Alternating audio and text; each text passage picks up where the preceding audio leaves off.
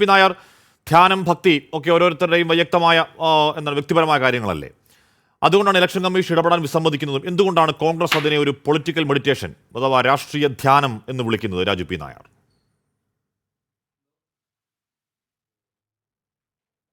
അല്ല, അത് തീർച്ചയായിട്ടും ഈ ധ്യാനം എന്താണെന്നുള്ളത് എല്ലാവർക്കും അറിയാലോ. സ്വാമി വിവേകാനന്ദൻ ജീവിച്ചിരിക്കില്ലാത്തതുകൊണ്ട് അദ്ദേഹത്തിന് അവിടെ പോയി ഇരിക്കാം, കുഴപ്പമില്ല. കാരണം അദ്ദേഹം ഉണ്ടായിരുന്നെങ്കിൽ അവിടെ നിന്ന് ഇറക്കി വിട്ടേനെ.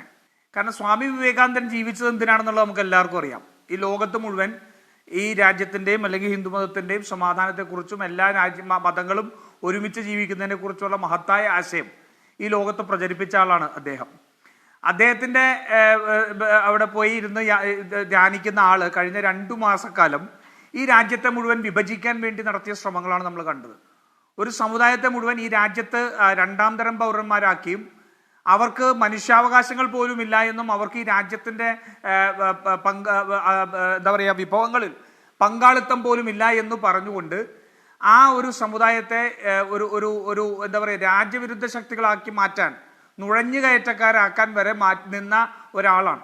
ഈ രാജ്യത്ത് മുഴുവൻ വിഭാഗീയതയുടെയും വർഗീയതയുടെയും മാത്രം ദുഷിച്ച പ്രചരണങ്ങൾ നടത്തിയ ദുഷിച്ച മനസ്സുള്ള ഒരു മനുഷ്യനാണ്. ഈ തെരഞ്ഞെടുപ്പിന് ഇന്നത്തെ സമയത്തിന് ശേഷം അവിടെ പോയി ഇരിക്കുന്നതിന് മറ്റൊന്നും ലക്ഷ്യമില്ല. അത് അടുത്ത തെരഞ്ഞെടുപ്പിന്റെ അവസാനത്തെ ഘട്ടത്തിൽ വരെ തൻ്റെ മുഖം മാത്രം ടി വിയിൽ വരണം എന്നുള്ളത് കൊണ്ടാണ്.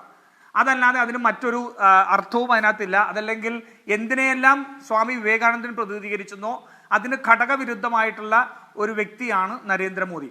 അപ്പോൾ ഇതിനെ രാഷ്ട്രീയമായിട്ട് ഉപയോഗിക്കാൻ വേണ്ടി ഇനി അങ്ങനെയാണെന്ന് വെച്ചാലും അങ്ങനെയാണെന്ന് വെച്ചാലും ഇപ്പോ ഈ സിംബോളിസിൽ പ്രതീകാത്മകത വളരെ നന്നായി ഉപയോഗിക്കുന്ന രാഷ്ട്രീയ നേതാവാണല്ലോ നരേന്ദ്രമോദി. 2014 അത് കണ്ടതാണ്, 2019 കേദാർനാഥ് കണ്ടതാണ്, വോട്ടാവുന്നതും കണ്ടതാണ്. 2024 ഏറ്റവും അവസാന ഘട്ടത്തിൽ ഒരു പക്ഷേ ടൈറ്റ് ഫൈറ്റ് എന്നൊരു ഘട്ടം വരുമ്പോൾ 57 ബംഗാളിലെ അടക്കം 57 സീറ്റുകൾ ബാക്കി നിൽക്കുമ്പോൾ ഈ കാണുന്ന ചിത്രങ്ങൾ, ഈ കാണുന്ന ദൃശ്യങ്ങൾ ലോക്സഭാ തെരഞ്ഞെടുപ്പിന്റെ അവസാന ഘട്ടത്തിന്റെ മുഖചിത്രമാവുകയല്ലേ?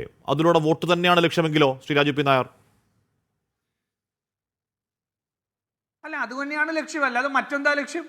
നരേന്ദ്രമോദിക്ക് അതല്ലാതെ മറ്റെന്ത് ലക്ഷ്യം?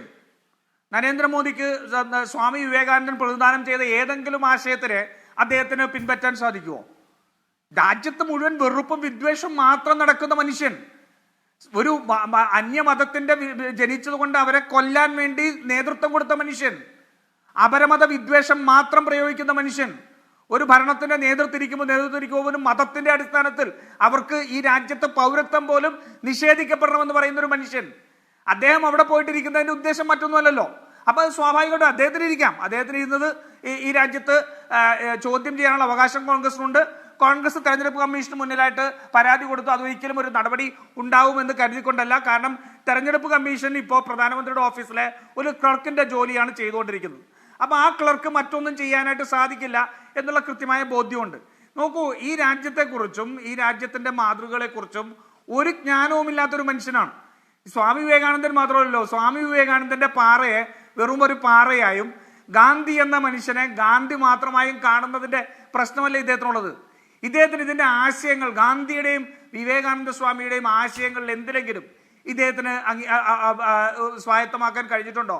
ഗാന്ധി എന്ന് പറയുന്നത് പേര് മാത്രമാണെന്നും ആ ആശയം ആ മനുഷ്യൻ ജീവിച്ചിരിക്കുമ്പോൾ തന്നെ ഈ ലോകത്തുള്ള ഏറ്റവും പ്രബുദ്ധരായ മനുഷ്യരെ ഉത്തേജിപ്പിച്ചിരുന്നതും അവരുടെ വഴിയെ നടത്തിച്ച ഒരു ആശയമാണ് ഗാന്ധി എന്ന് ഇദ്ദേഹത്തിന് എപ്പോഴെങ്കിലും മനസ്സിലാക്കാൻ സാധിച്ചിട്ടുണ്ടോ?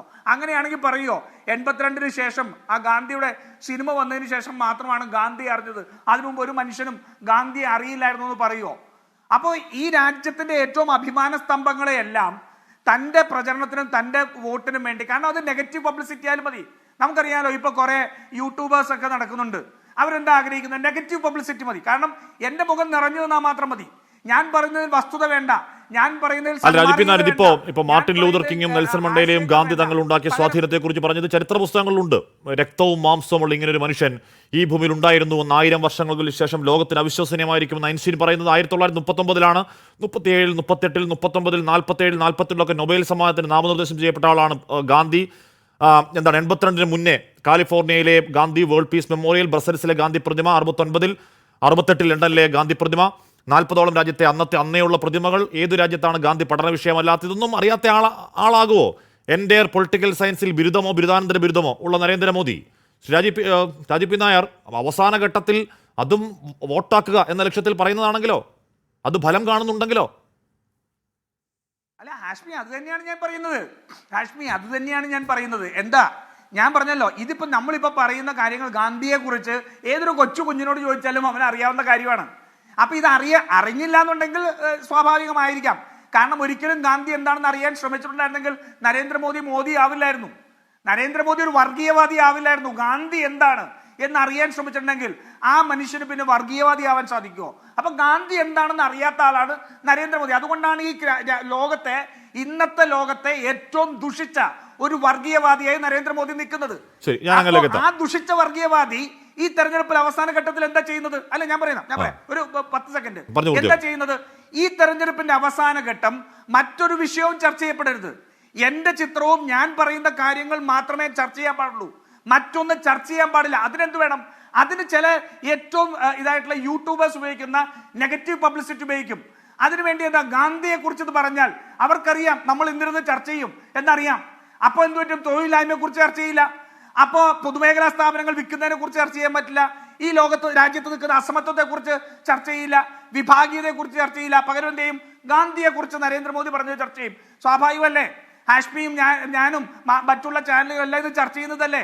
ഇതാണ് ഇയാളുടെ ആവശ്യം.